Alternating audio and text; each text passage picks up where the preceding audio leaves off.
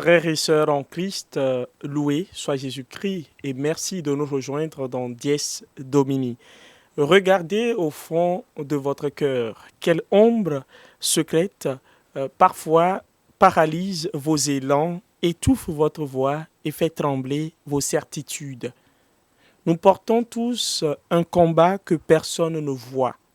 Le monde tremble, les défis de la vie nous bousculent et parfois la peur s'installe.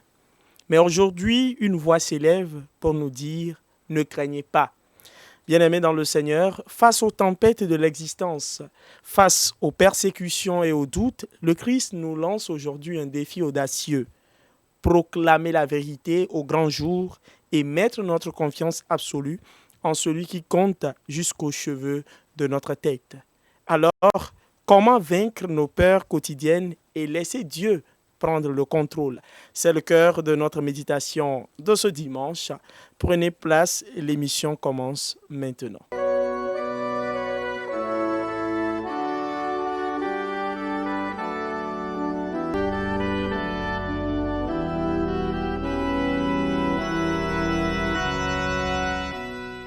Quel est le mystère qui transforme la peur humaine en une invincible audace?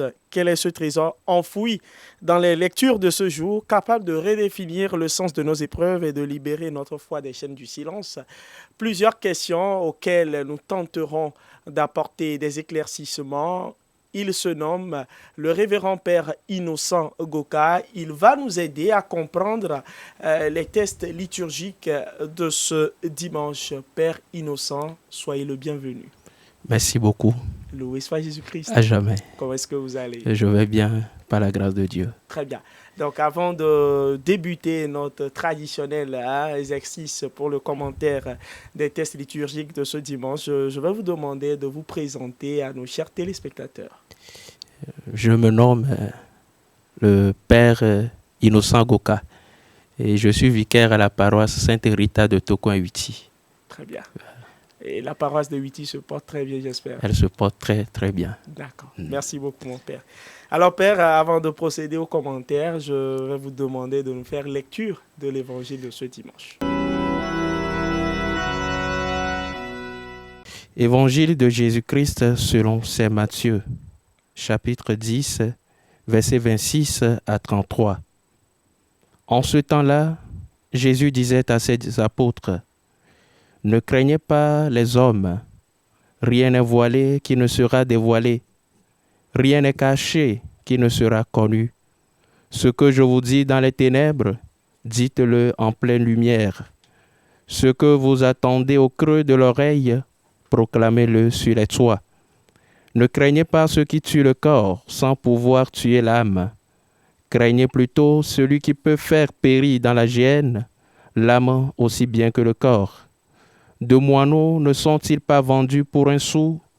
Or, pas un seul ne tombe à terre sans que votre Père le veille. Quant à vous, même les cheveux de votre tête sont tous comptés. Soyez donc sans crainte, vous valez bien plus qu'une multitude de moineaux.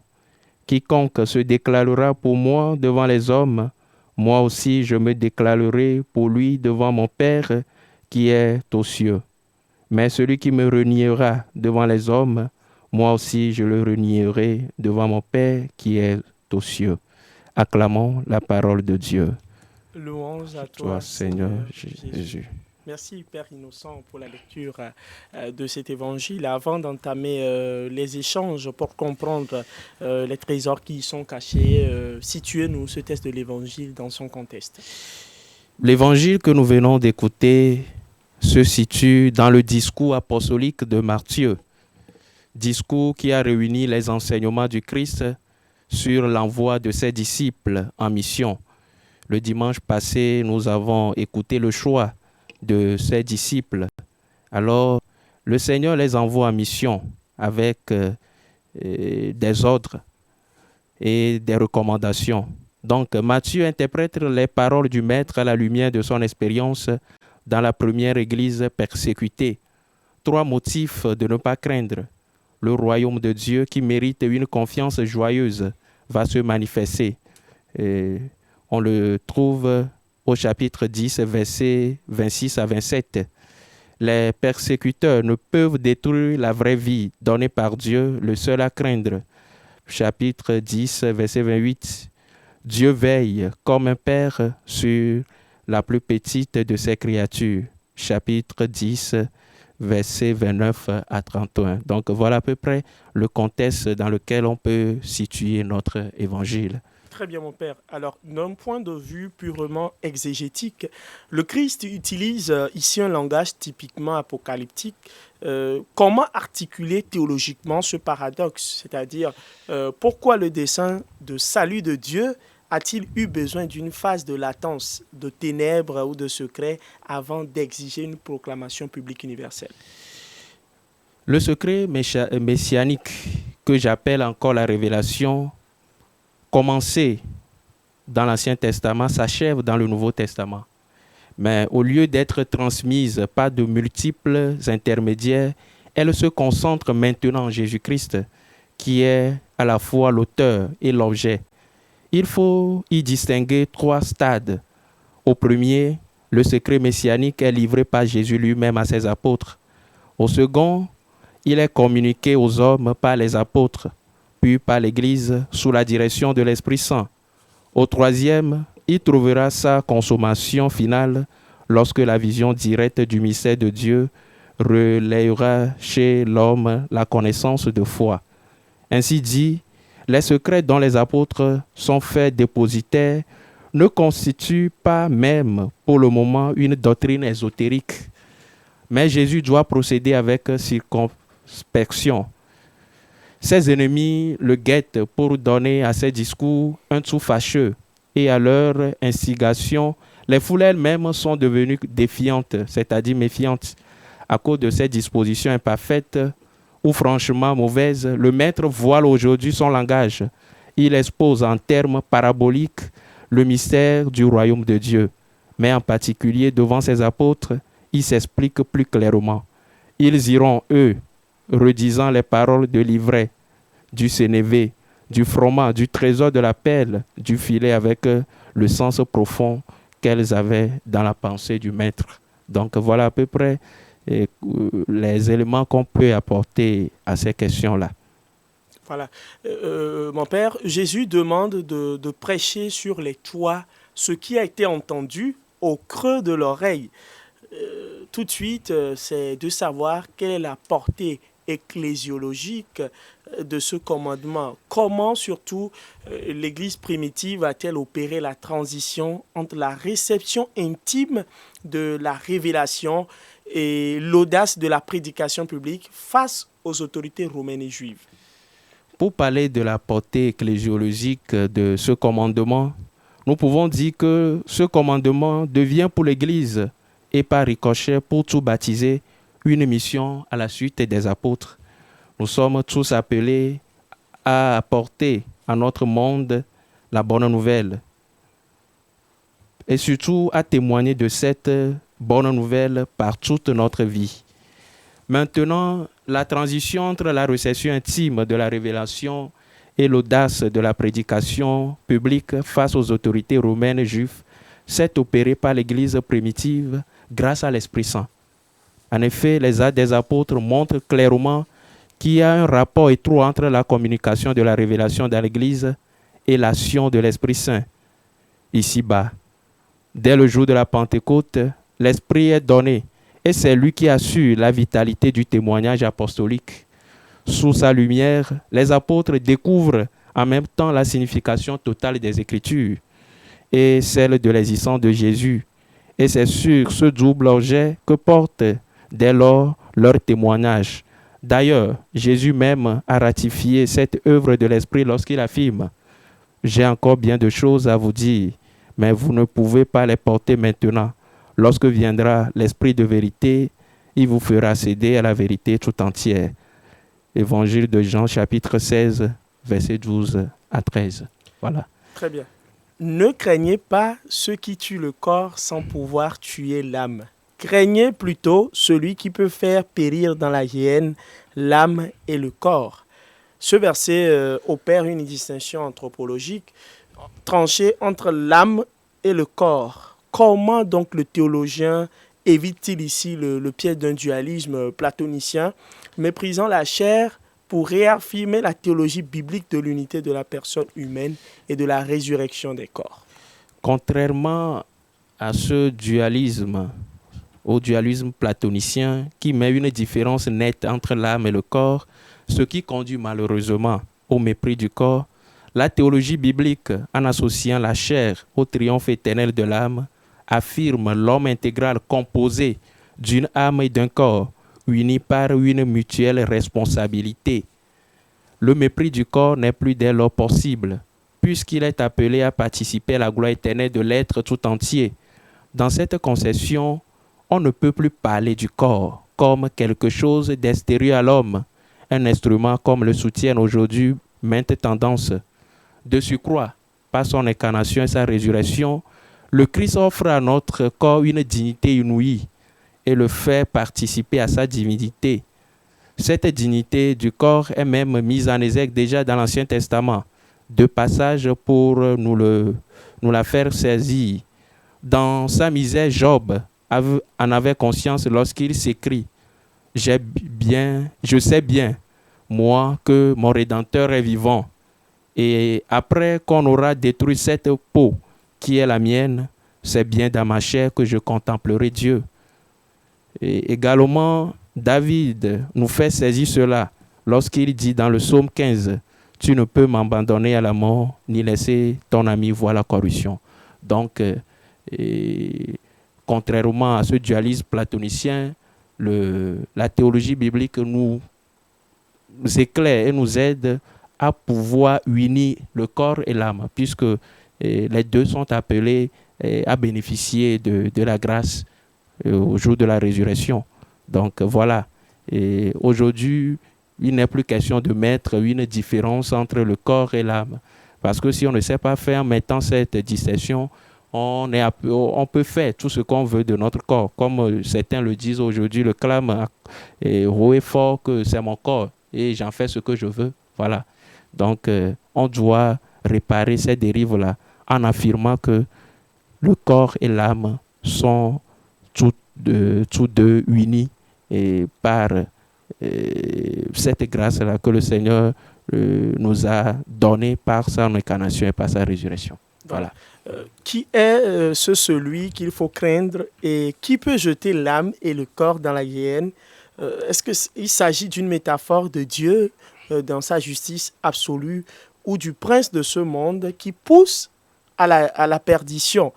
Et quelle est la différence théologique fondamentale entre la peur servile et la sainte crainte de Dieu qui est le commencement de la sagesse? Voilà, et je ne dirais pas qu'on doit avoir peur de Dieu. Avoir peur de Dieu, nous parlons de quelle peur? Parce que avec Dieu, le Christ même l'a dit, je ne vous appelle plus serviteurs, mais je vous appelle des amis. Alors, des amis ne doivent pas avoir peur les uns des autres. Donc, avoir peur de Dieu, je peux dire, ce n'est pas tellement une peur, mais c'est le fait de perdre cette intimité avec Dieu. Donc, avoir peur de Dieu, il nous faut comprendre le sens qu'on donne à cette peur-là. Mais Dieu, il est miséricorde. Et en aucun cas, Dieu ne peut pas tuer ce qu'il a créé lui-même. Donc, pour dire que, comme l'a dit Saint Augustin, Dieu qui nous a créés sans nous ne peut pas nous sauver sans nous. Donc, voilà. Donc, l'homme même peut contribuer à la perte de son âme.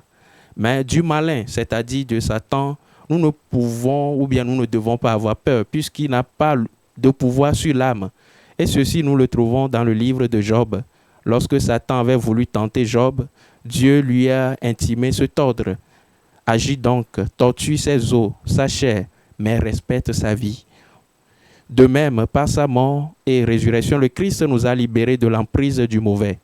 Dans ses manuscrits autobiographiques, Saint Thérèse de l'Enfant Jésus nous fait appréhender d'une manière lucide cette réalité lorsqu'elle affirme « Je crois que le démon avait reçu un pouvoir extérieur sur moi, mais qui ne pouvait approcher de mon âme ni de mon esprit, si ce n'est pour m'inspirer des frayeurs très grandes de certaines choses.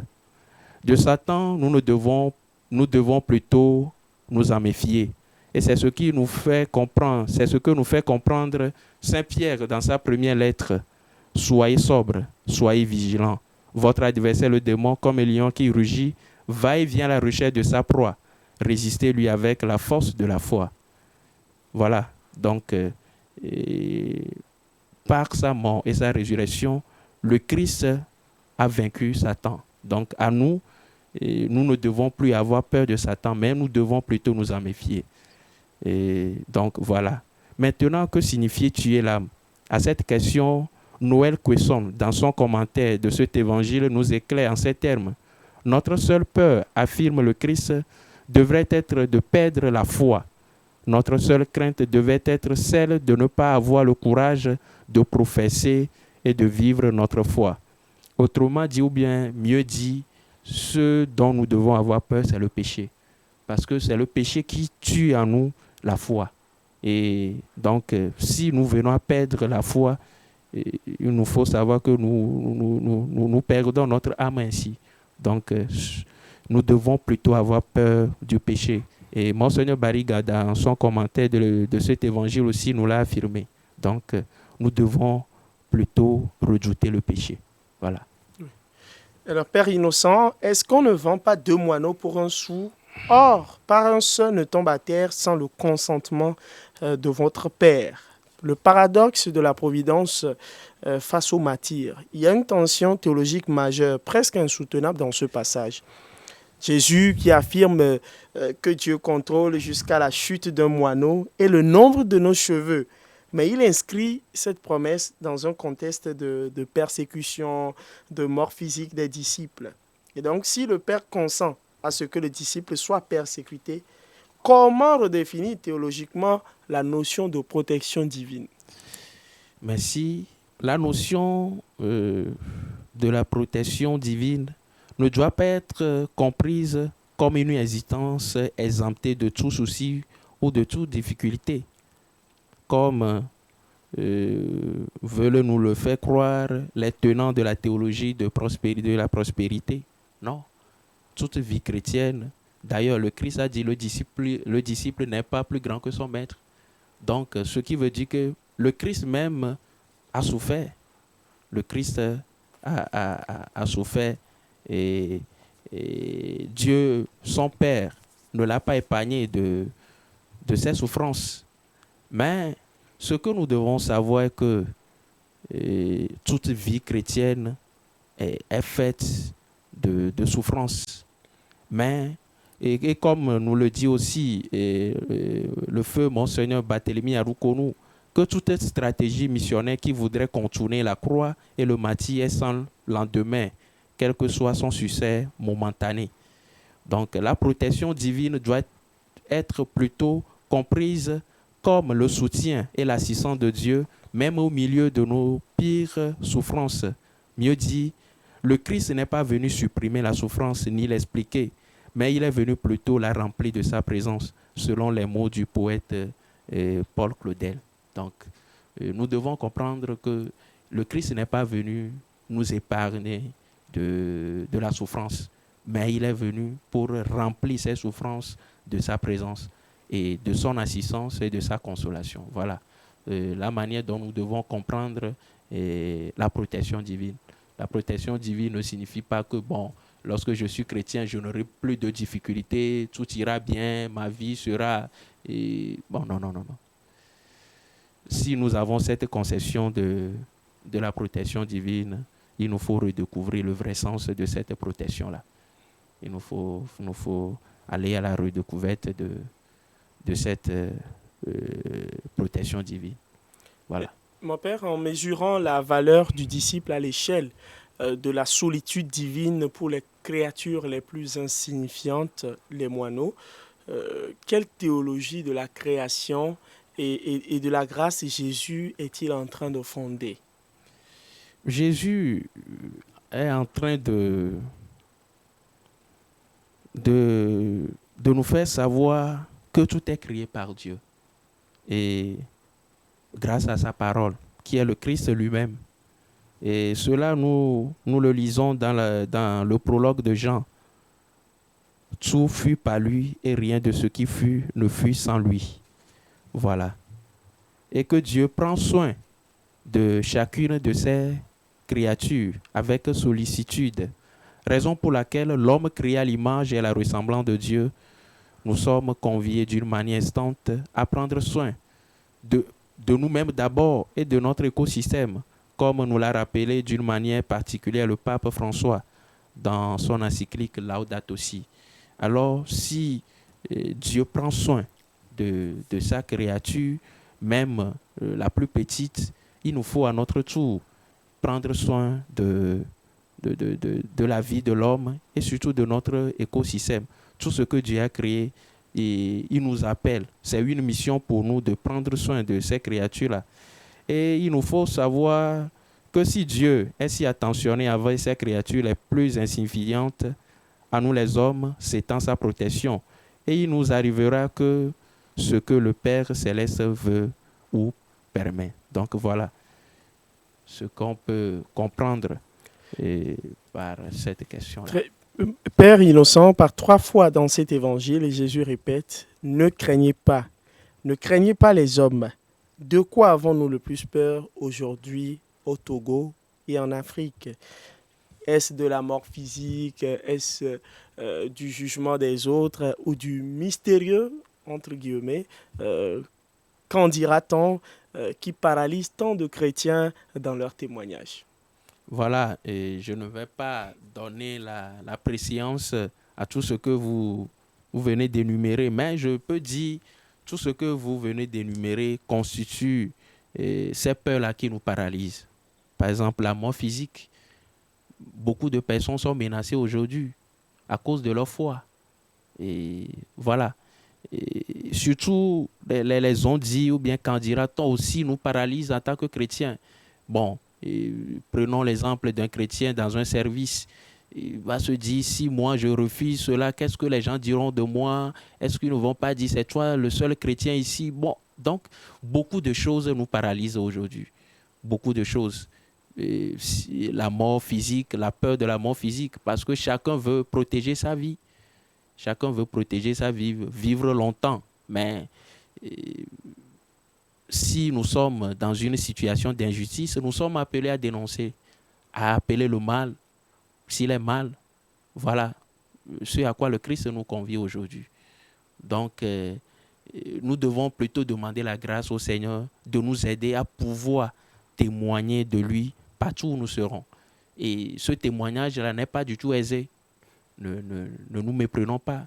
On ne va pas dire que c'est aussi facile que ça, mais c'est la grâce divine qui peut nous aider à pouvoir y arriver. Alors nous sommes appelés, nous sommes interpellés chaque instant de notre existence et à demander cette grâce-là, ce secours de Dieu lui-même et l'assistance du Saint-Esprit qui nous éclaire et qui nous donne cette force-là d'aller loin et dans notre témoignage de foi. Voilà.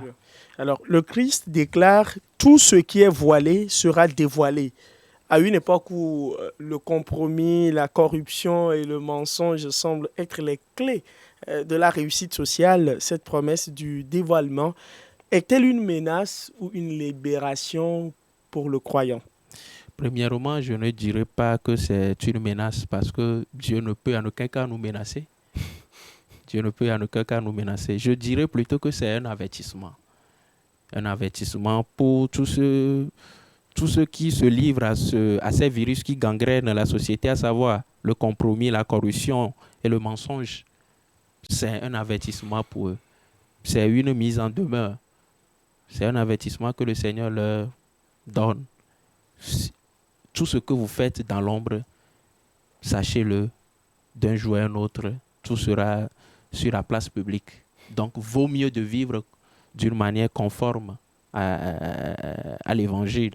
Et c'est une libération pour les croyants qui essaient de vivre selon les lois et les décrets du Seigneur dans une société mensongère corrompue.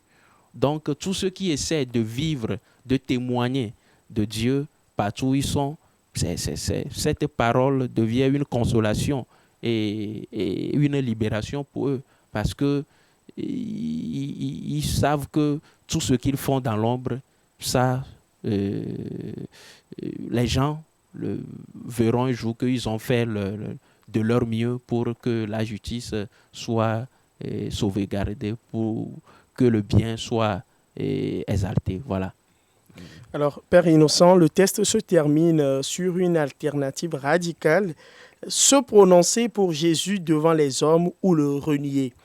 Honnêtement, quelles sont nos manières subtiles et modernes de renier le Christ dans notre vie professionnelle, politique ou familiale sans pour autant prononcer une parole d'apostasie? Et je vais répondre à cette question et en prenant en compte une fois eh, la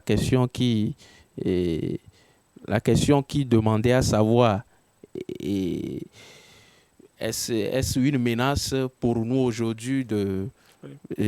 de est-ce que tout ce que nous sommes en train de vivre, notre société nous présente, par exemple, la corruption et le Compromis. compromis, le mensonge? Voilà, ce sont ces manières qui dénotent notre renoncement par rapport à la bonne nouvelle de Dieu. Aujourd'hui, les manières subtiles, ce sont la corruption, le mensonge, bref, une vie de contre-témoignage, c'est-à-dire une vie qui est en déphasage avec la parole de Dieu. Et nous savons que le Christ est lui-même cette parole. Voilà pourquoi Saint Jérôme dira, ignorer les Écritures, c'est ignorer le Christ lui-même. Donc, si on n'arrive pas aujourd'hui à conformer notre vie à la parole de Dieu, il nous faut savoir que nous sommes déjà sur le chemin de renier le Christ. Voilà. Alors, Jésus se positionne ici comme l'avocat ou le témoin eschatologique suprême devant le Père. Comment ce passage éclaire-t-il la conscience que Jésus a de sa propre divinité et de son rôle dans l'économie du salut? Ce passage, ou bien à travers ce passage, le Christ nous fait voir qu'il est venu de la part du Père pour que le monde ait le salut. Pour que ce salut soit effectif, il faut que l'homme accepte et croit en lui comme le Sauveur et surtout témoigner de lui. Et pour nous faire mieux saisir cette vérité, Saint Jean nous dit dans son évangile, Dieu en effet a tant aimé le monde qui a donné son Fils, son unique, pour que tout homme qui croit en lui ne périsse pas, mais ait la vie éternelle. Car Dieu n'a pas envoyé son Fils dans le monde pour juger le monde, mais pour que le monde soit sauvé par lui.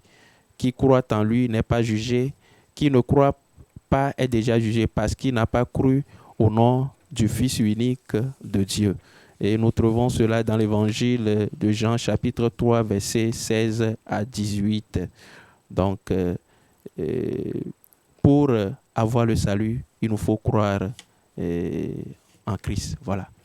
Très bien. Alors, avec les autres tests liturgiques de ce dimanche, parlons d'abord de la deuxième lecture. Si la grâce a surabondé et que la mort a été vaincue, pourquoi l'humanité donne-t-elle encore l'impression de crouler sous le poids de la fatalité, de la souffrance et du mal? Et où se cache cette surabondance dans nos vies éprouvées?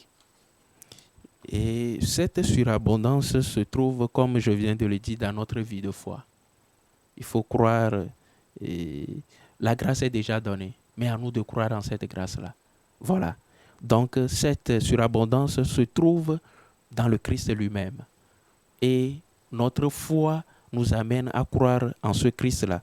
Voilà pourquoi à la fin de son texte, que l'Église nous propose en deuxième lecture, Saint Paul nous dit la grâce est donnée en un seul homme, Jésus-Christ. Donc, voilà. Raison pour laquelle Jésus même dira à Marthe, ne t'ai-je pas dit que si tu crois, tu verras la gloire de Dieu. Donc, cette surabondance se trouve dans notre vie de foi. Il faut croire en Christ et nous aurons accès à cette grâce-là. Très bien. Alors, pour la première lecture, Jérémie est au plus mal, il entend les calomnies, il est entouré de terreur et même ses proches attendent sa chute. Pourtant, au milieu de ce lynchage médiatique et social, il bascule soudainement dans une louange éclatante. Alors, comment comprendre psychologiquement et spirituellement ce basculement? Et est-ce que c'est de l'auto-persuasion ou une authentique expérience mystique? Pour répondre à cette question, je dirais que Jérémie surmonte sa crainte à la pensée que Dieu demeure avec lui dans le combat et fera triompher sa cause.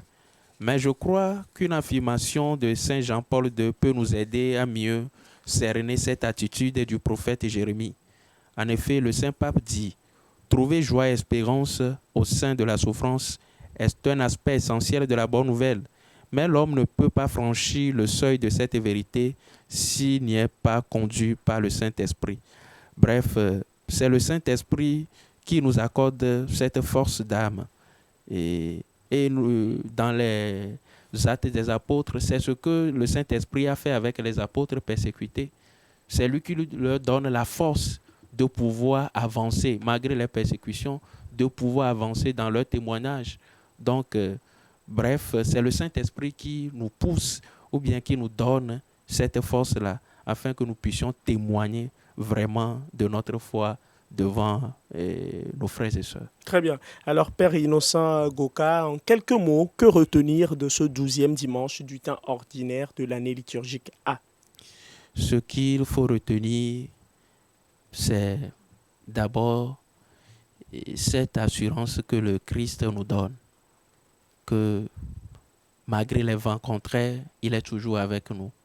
Mais il nous appelle aussi, en tant que chrétiens, à témoigner de notre vie de foi. Aujourd'hui, bon, c'est bien vrai que nous ne sommes plus persécutés avec Bon, la persécution n'est plus la même comme cela a été au temps des disciples et des premiers chrétiens. Mais aujourd'hui, il y a beaucoup de tentations qui nous guettent. Les réseaux sociaux, les idéologies qui commencent par semer de la gisanie entre nous. Bon, tout ça là, ce sont des nouvelles tentations. Alors, il nous faut demander la force du Saint-Esprit pour pouvoir lutter contre ces nouvelles tentations-là. Et je crois que le pape, dans sa nouvelle encyclique, le pape Léon XIV, Magnificat Humanitas, nous l'a fait voir. Par exemple, surtout, l'encyclique était assez sur les IA, donc l'intelligence artificielle. Voilà, ce sont des nouvelles tentations que nous devons avoir le courage de dénoncer ce qui ne va pas. On ne va pas dire que tout est mauvais, non. Mais il y a certaines choses qui ne sont pas conformes avec la parole de Dieu. Et nous devons avoir le courage de dénoncer ces dérives-là. Donc voilà ce que le Christ nous dit aujourd'hui. Et il nous assure de sa grâce. La grâce nous est déjà donnée par le Christ. Par sa mort, le Christ nous a donné le salut. Mais il nous appelle à collaborer. À collaborer, comme je l'ai dit, et j'ai cité Saint Augustin qui dit Dieu qui nous a créés sans nous ne peut pas nous sauver sans nous. Alors nous avons notre part de responsabilité dans notre salut, témoigner du Christ. Et surtout, le Christ nous appelle, nous interpelle sur le péché. Nous devons éviter le péché, redouter le péché, ne pas commettre le péché, mais même s'il nous arrive de tomber, ayons toujours confiance à sa grâce et à sa miséricorde. Comme Saint Paul l'a dit, là où abonde le péché, la grâce surabonde. Voilà. Merci beaucoup, mon Père, de nous avoir aidé à comprendre les textes liturgiques de ce 12e dimanche du temps ordinaire. Nous vous disons merci une fois encore et excellente journée dominicale à vous. Merci beaucoup. Je vous souhaite l'appareil. Merci, mon Père.